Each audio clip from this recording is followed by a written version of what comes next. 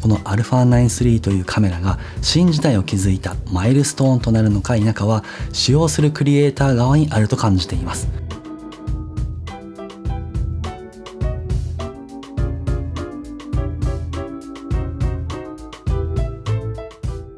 どうも佐藤です。人により評価が真っ二つになってしまう不思議なカメラ、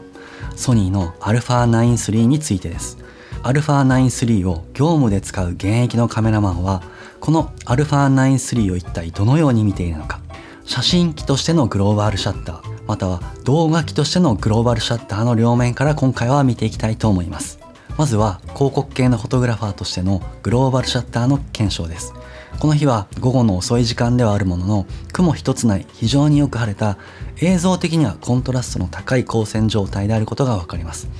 そこに電池駆動の小さなストロボ1灯をシャッタースピード6万分の1、絞り F1.8 といったグローバルシャッターならではの設定で約10メートル離れた場所から発光させています。台座を含めると約10メートルにも及ぶ巨大なこけし像ですが、日中の晴天時にもかかわらずこのような小さなストロボ一つで照らし出すことができています。これは決してストロボの性能がすごいといったことではなくて、α9-3 の今までに聞いたこともないような最高速度8万分の1といったシャッタースピードとストロボの全速同調といった性能が実現させたものです。繰り返しになりますが、実際の光線状態はこちらになります。このテストからわかるように α9-3 はグローバルシャッターを搭載したことにより非常に小型なストロボで日中の太陽光をコントロールできるカメラになっています。まだ作例が特殊すぎてピンとこない人も多いかもしれませんが、業務で撮影をしているとこのようなシチュエーションには意外と出くわすものです。先日実はこれとよく似た撮影を行いました。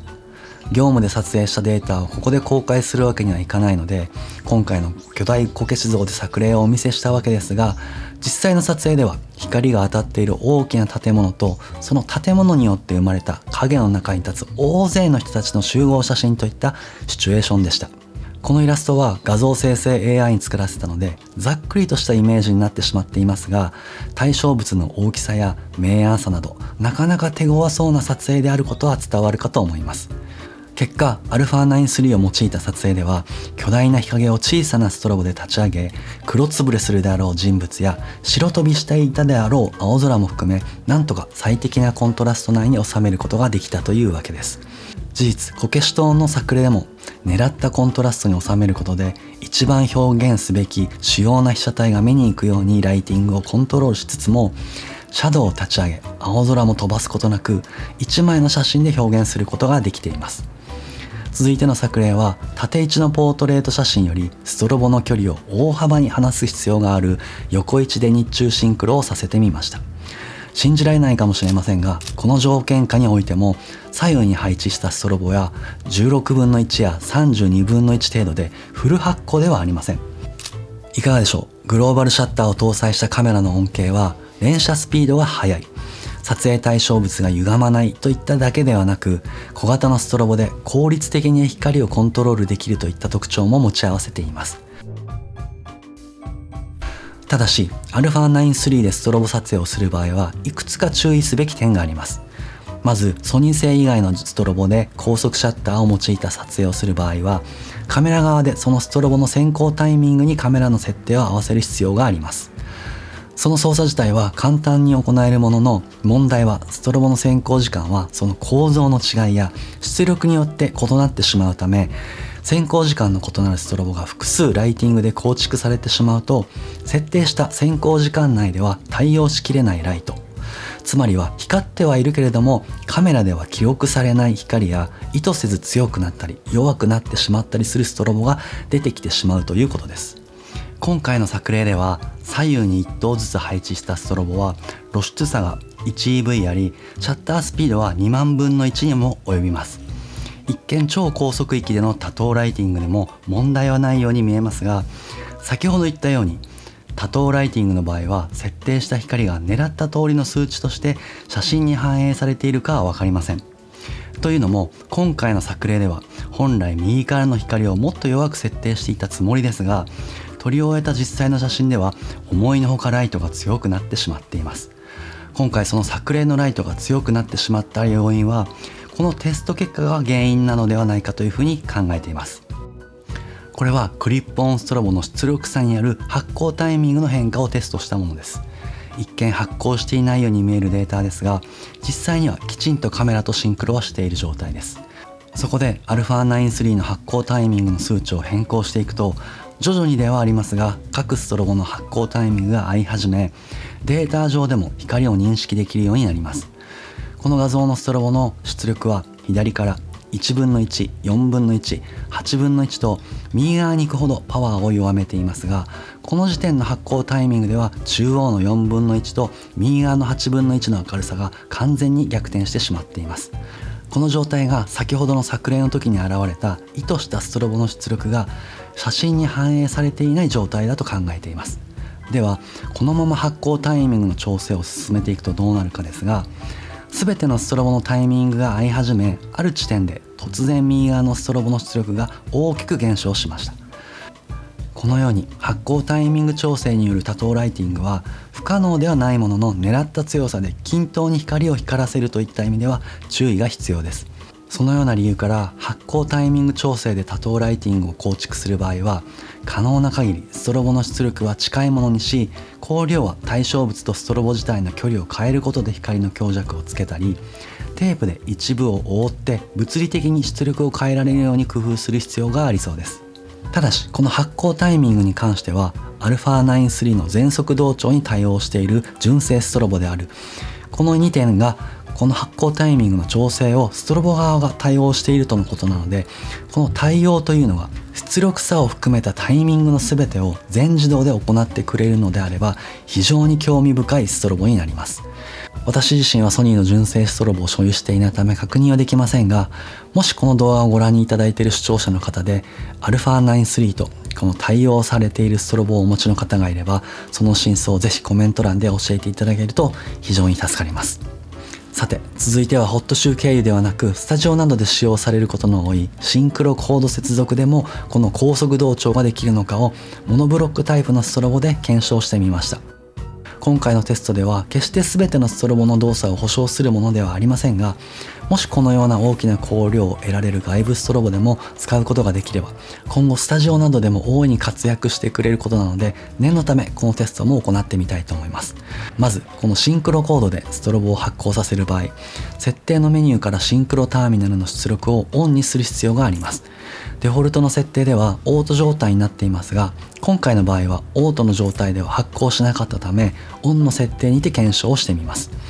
シンクロコードといったアナログ方式の接続でもかなり速いシャッタースピードで使用可能であることが分かりました。ただし一番速いシャッタースピードである8万分の1ではシンクロはするものの一気に光量は低下しているので、これはシンクロコードの性能の上限なのか、もしくはモノブロックの性能に起因するものなのかは現状は分かっていません。もしかするとラジオスレーブを使用してシンクロさせていれば全速同調をモノブロックでもしていた可能性はありますので、いずれまた機会があればチャレンジしてみたいと思います。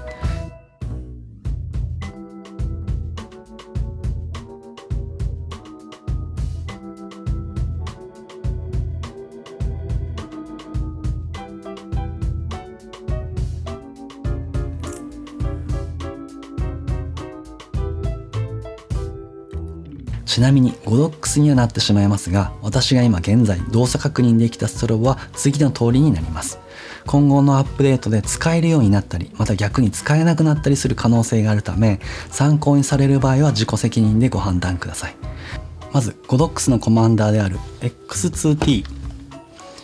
こちらのコマンダーをマスターとして発行させた場合、852、862、863、TT350、V350 など私が所有するストロボ全てが全速同調可能です。ただしクリップオンストロボとして全ての機能が使用できたのはこの TT350 と V350 だけです。この350シリーズ以外のストロボでは不具合も確認できていますのでご注意ください。まずこの863はクリップオンストロボとしての使用は可能ですが、ワイヤレスコマンダーとして使用することはできず、この862も同様にコマンダーとして使用すると動作が不安定で使用するには現実的ではありませんでした。要はワイヤレス発光させる場合はコマンダー単体としてこの小さいやつですね、この350シリーズ以外マスター側として設定すると何かしらの不具合が出てしまったりクリップオンストロボとして使用できなかったりする可能性があるので、今回私はこの TT350 シリーズと V350 のストロボが全ての機能で不具合がないことから V350 のストロボを今回新たに複数購入いたしました。 V350 がクリップオンストロボとしての基本性能が全て使用できるのと小型でバッテリー駆動ができるというのが最大の理由ではありますが、そもそも α9-3 に限ってはグローバルシャッターの恩恵で大光量のストロボ出力が必要ないというのもこの V350 シリーズを推す理由です。グローバルシャッターとストロボの関係に関するまとめです。グローバルシャッターによる超高速ストロボ同調はハイスピードシンクロとして知られる FP 発光で成り立っているわけではありません。たとえ超高速のシャッタースピードであったとしてもストロボ側は通常発光のままです。今までの FP 発光のように高性能なストロボを用意しフラッシュを連続発光させて高速シャッターに対応させていたのとは違い、グローバルシャッター機でのストロボ撮影は通常発光のままなので高性能なストロボや強い光を発光させる能力をあまり必要としません。それは超高速シャッターの領域でストロボが使用できるようになったことでシャッタースピードで定常光はいくらでも光を絞れるようになり、結果として太陽などの定常光に対してストロボの光を瞬間的には勝るような光を少ない光量で効かせるようなことが可能になったというのが特徴になります。またこの特徴は光量が少なく済むことでストロボが光っていることを周りにあまり感じさせずに撮影することが可能な点も非常に面白い点です。これはライブ会場などでは観客には迷惑をかけずに、また会場の光にも影響されることなくストロボ撮影ができる可能性があるなど、従来の撮影方法にとらわれない全く新しい撮影方法が生まれる可能性があることです。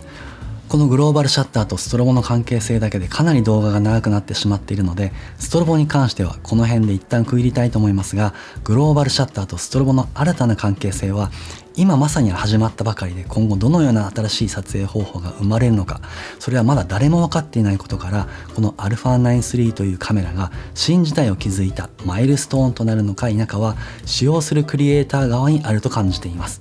要はフォトグラファー目線ではそれくらい先を行ったカメラだと私自身は感じています。続いてはグローバルシャッター特徴その2である高速連写とプリキャプチャーについてですが、α9-3 は2400万画素のローデータを AE、AF 追従で秒間120コマの連写が可能な性能と最大1秒間のシャッターを押してから時間を遡ることができるプリキャプチャーの機能があります。私は普段高速連写の撮影はしませんが、高速連写の撮影をするプリキャプチャーの性能を体験するために今回ミルククラウンの撮影にチャレンジしてみました。この作例では室内でシャッタースピードと絞りを得るために ISO6400 で撮影をしています。ちなみに今回使用したレンズは以前動画にした TT アルティザンのティルト&シフト付きの2倍マクロレンズを使用しています。こちらのレンズも非常に個性的で面白いレンズになっていますので、このレンズに関しても動画の概要欄にその動画の URL を記載しておくので、興味がある方はぜひチェックしてみてください。さてこのミルククラウン自体の撮影も初めてでしたが、プリキャプチャーの時間を遡れる機能により水滴が着水するのを確認するのと同時にシャッターボタンを押すことでタイミングの読めない撮影もいとも簡単に撮影することができました。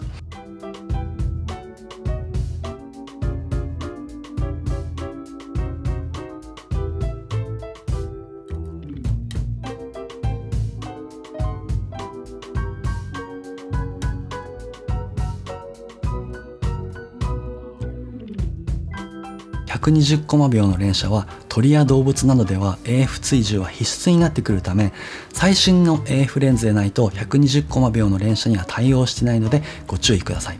今表示されているこちらの表が現在120コマ秒に対応したレンズになるのでご確認ください。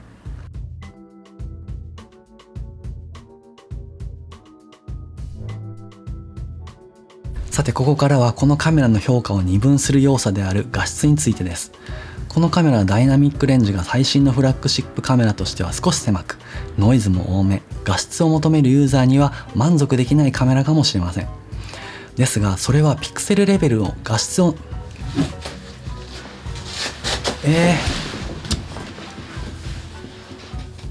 ですがそれはピクセルレベルの画質を除き見る究極の画質を追い求めるユーザーについてです。画質に関しての結論を先に言ってしまうと、α9 III はプロを含め多くのユーザーにとって全く問題ない画質のカメラであり、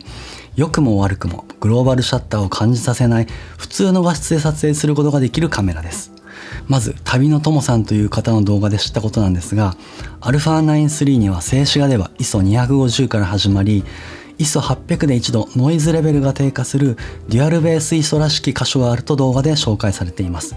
そこでノイズレベルを分かりやすくするためにレンズキャップをしたまま2秒ほど録音をかけたデータをさらに 2EV ほど明るく補正したデータで見ていくと、ともさんの動画で指摘されている通り、静止画では ISO250、ISO800、動画モードの S-Log3 では2000と6400でノイズが低下する地点があることが分かります。この結果はともさんの動画と一致していますし、またその他に動画のハイブリッドログガンマでは ISO250 と ISO500 の地点でノイズが低下することが判明しました。今回この結果から α9 III には静止画で ISO250 と ISO800、動画の S-Log3 では ISO2000 と ISO6400、ハイブリッドログガンマでは ISO250 と ISO500 にベース感度がある可能性が考えられます。そして次はより現実的な指標として先ほどのミルククラウンのデータを見ていきたいと思います。このデータは室内で超高速シャッターを切るために ISO6400 の絞り8で撮影をしています。ISO6400 は高感度領域としてはブライダルの撮影などでは頻繁に使用する領域だと思いますので、現実的な数値として参考にされてみてください。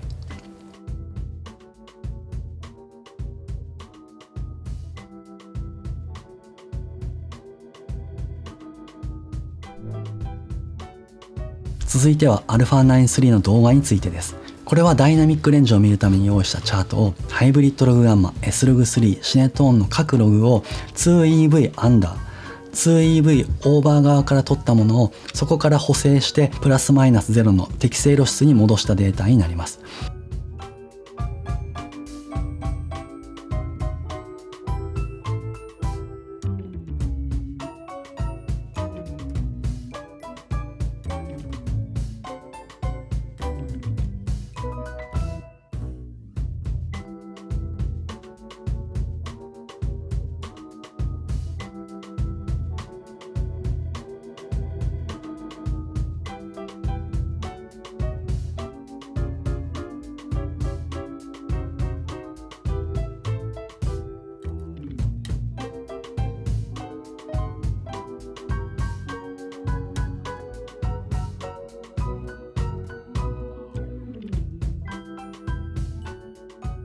続いては α9 III の動画についてです。動画の画質に関しては α1 に対して明らかに画質の向上を見ることができます。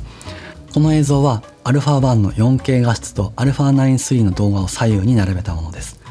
α9 III は今回新たに 60p まで 4K 動画は 6K からのオーバーサンプリングになりましたので、拡大してみると解像度がより高くなっているのが見て取れます。テストをしてみて感じたのは α9 III の S-Log3 のベース感度が ISO2000 であるため、日中の撮影で絞り開放付近で使用する場合の ND フィルターの濃度はかなり高濃度なものが必要になることです。実際 α1 で使用していた可変 ND では今回対応しきれなかったので、私は 9-3 用に ND32 から ND512 までの範囲で濃度を変えられるフィルターを用意することになりました。このフィルターはもちろん9ストップの高濃度付近でも X ムラは出ないため、今回のようにベース感度が高いカメラには非常に重宝するフィルターになっています。これら可変 ND などのこの動画に登場する便利アイテムはこの動画の概要欄に全て記載しておくので、興味がある方はぜひチェックしてみてください。続いてはオートフォーカス性能についてです。こちらは AI-AF を搭載した α9-3 の AF の挙動になりますが、サングラスなどはもちろんのこと、細かい葉っぱと木の後ろに回り込んでもこのように瞳 AF が追従していることがわかります。また今回から導入された AF 枠を自分の好みのサイズにカスタマイズできる機能が非常によくできていて、このように上部だけの AF 枠を作ればこの位置にいる人間だけに瞳 AF が追従するなど非常に使い勝手の良い AF に進化しています。ただし手ブレ補正についてはカタログ上では α1 の 5.5 段に比べて今回の α9-3 は8段と約 2.5 段分の増加をしていますが、今回の動画についてはその効果についてはカタログの数値的な違いを感じることはできませんでした。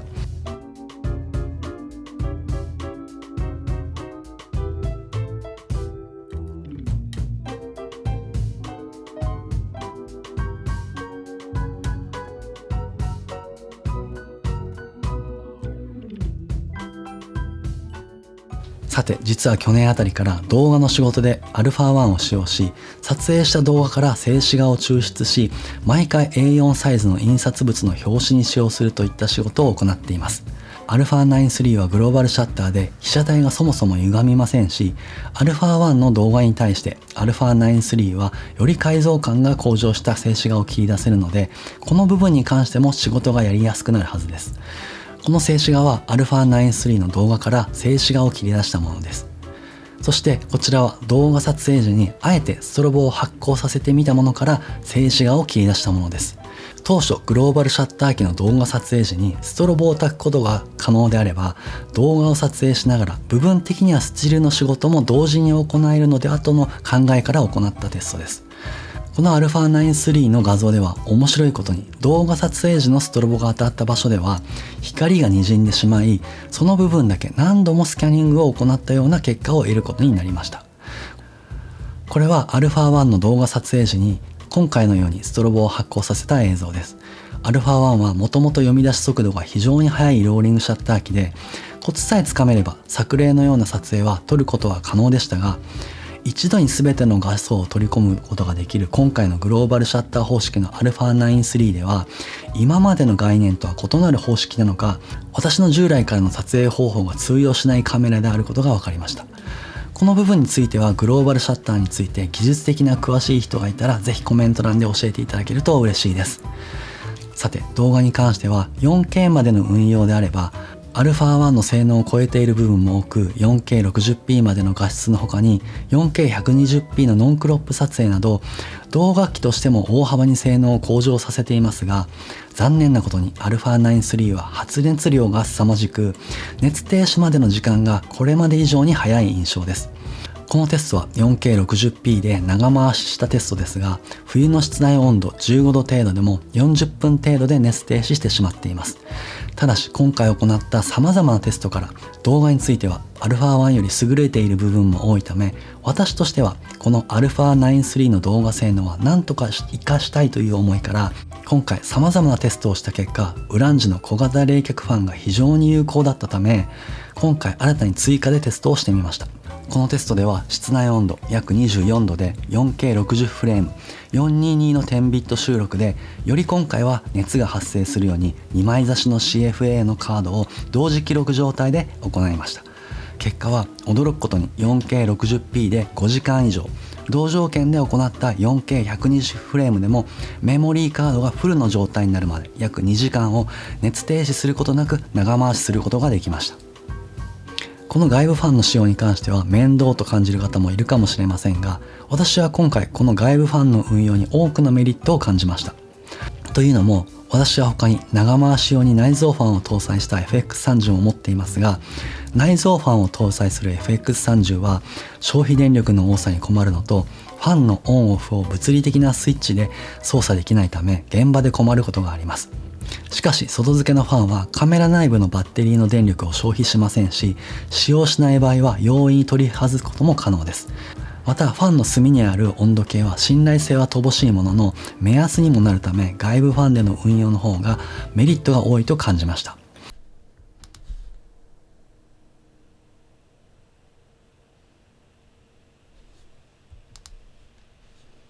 今回のウランジのファンは背面が吸盤式のものとバネ式のものがあり、吸盤式は旧型で価格は約1000円ほど安いんですが、バネ式のものはアップグレード版として、それでも3000円程度と価格も安く、バッテリーも内蔵されています。ファン単体のバッテリーで約30分程度は動作しますし、 USB-C で外部からの給電にも対応しています。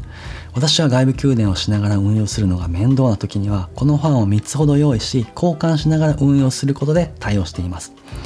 次はバッテリーに関してですが、α9 III は消費電力が歴代の α シリーズの中でも特に多くなっている印象です。純正のバッテリーである NPF の Z100 単体での録画時間は今までのカメラと同様で、α1 の 4K30p422 の10ビット録画で1時間10分程度撮影した場合のバッテリー残量が約 23% であるのに対し、同条件で撮影した α9 III では1時間16分撮影した場合のバッテリー残量がその時点で約 23% であったため、撮影時の消費電力はおおむね同程度ではありますが、問題はレック時ではなくメニューなどの操作時の消費電力が速いことです。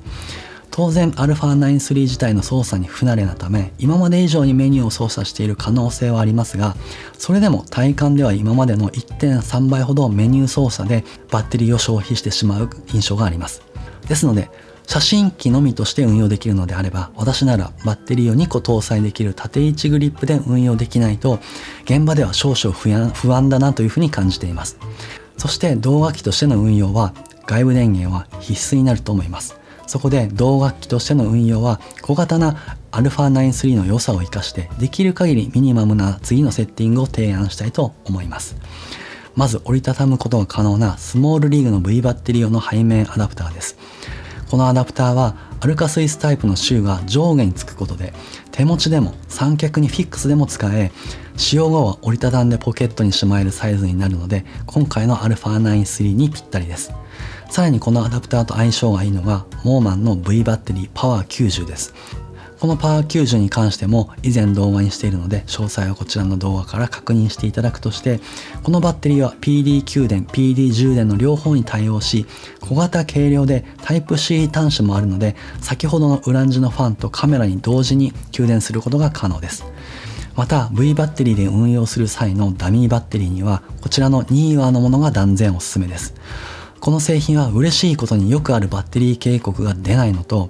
カメラのモニターにこの V マウントバッテリーの残量が表示されるかなり珍しいタイプの高性能なダミーバッテリーになっています。また以前分解して確認してみたところ、保護回路も内蔵されているにもかかわらず、他のダミーバッテリーと同価格なので、現状 V マウントバッテリー用にダミーバッテリーを購入するなら、このニーワー製が一択かもしれません。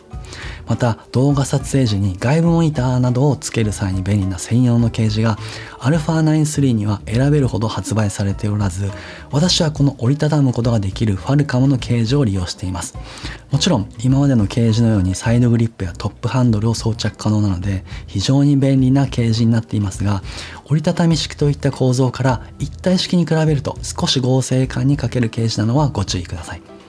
また先ほどの外部電源については V バッテリーのような本格的なものでない方が良い人も多いと思うので、グリップ式の外部電源も紹介しておきます。このグリップバッテリーは出力的にタイプ C による給電方法に限られてしまうため、握ることのできるモバイルバッテリーだと思ってください。タイプ C のコードが出っ放しになるので動画撮影時は注意が必要ですが、何の機能も持たないグリップを装着するよりも、どうせなら給電機能を持ち合わせたグリップを装着した方がメリットも多いので、カメラケージに装着して運用する人には持っていて損はないアイテムだと思います。ちなみに形状以外はモバイルバッテリーなので、バッグに一つあれば普通にスマートフォンを充電することも可能です。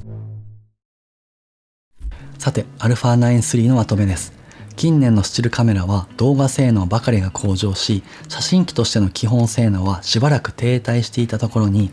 α9 III のグローバルシャッターは写真の撮り方そのものを変えてしまうほどのインパクトで突如もたらされました。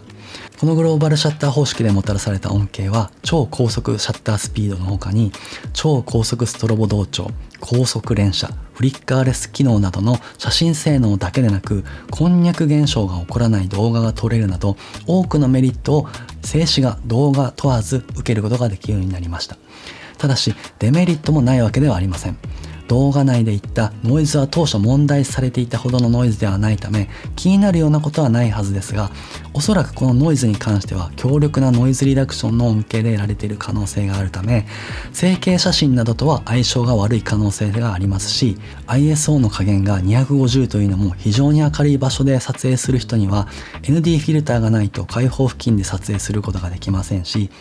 α9-3 の売りの一つである日中シンクロなども開放付近では F1.8 以上に絞らないと超高速ストロボ同調が行えないなど、特定の環境下では使いにくい面もあるのも事実です。ただしこれらの特殊な環境下での撮影の割合がそれほど多くない撮影者の場合、α9-3 は写真機、動画機として高次元で融合している希少なカメラです。α9-3 よりも前にグローバルシャッターを搭載したカメラはレッドのシネマカメラなどがありますが、この動画で紹介した機能や性能を考えるとグローバルシャッターを搭載して一番ユーザーが恩恵を受けられるのは動画機としてではなく、また写真機としてでもなく、その両方を兼ね備えたハイブリッドな一眼カメラである α9-3 の形状だからだというふうに私は思っています。近年はフォトグラファーであっても動画を業務で依頼されるケースは珍しくないため、スチルカメラに求める動画の性能は上がり続けていますが、この α9-3 はそのような中でもトップクラスの性能を誇っています。性能面で言うとソニーのフラッグシップカメラである α1 にあって、今回の α9 ないもんといえば5000万画素を誇るセンサー解像度です。ですが面白いのは5000万画素というセンサー解像度から来る静止画と 8K 動画の比較であれば、選択肢は α1 の他にニコンの Z9 など他の選択肢も浮上しますが、ストロボの同調速度を考慮するとハイブリッド機としての比較はやはり α1 と α9-3 の一騎打ちとなってしまうんです。そのような理由から広告写真家にとって α1 と α9-3 の併用というのが私の最適解という結論に至ったわけですが、どちらか一つだけ運用しなければならないのであれば α1 を選ぶというのが今回の結論かもしれません。というのも業務の撮影は作品撮りではないため、カメラにはある程度の自由度を持たせておかないと臨機応変に現場では対応できなくなってしまうため、α1 の5000万画素や色補正時の耐性が仕事では武器になってくる可能性があるからです。逆にそのような呪縛から解き放たれたブライダルカメラマンや作品撮りをするような写真家が使用するには最高でのカメラであるというふうに感じていて、正直なところ私はこのカメラを他のフォトグラファーには使ってほしくないと脅威に感じているほどの性能です。それくらい全く新しい表現が可能なカメラで、使い方次第では強敵やライバルを量産しかねないほどの性能はただただ脅威でしかない自由に満ち溢れた人たちのカメラだというのが今回の私の α9-3 に対する結論です。そのような理由からもっぱら作品撮りなどはすっかり行わなくなったフォトグラファーの端くれの私ですが、とりあえず今使い込んでおかないとクリエイティブの世界で取り残されるという思いから今回 α9-3 を入手し、公私ともに使うべく日々テストに励んでいる次第です。今回は普段あまりテーマに上がらないカメラ本体のレビューを行いましたが、このチャンネルでは今後も今回の動画では伝えきれなかった α9-3 の動画性能についても引き続き発信していきたいと考えていますので、興味のある方はチャンネル登録をして待っていてください。それでは最後までお付き合いいただきありがとうございました。ETC フィルムの ETC サットンがお届けしました。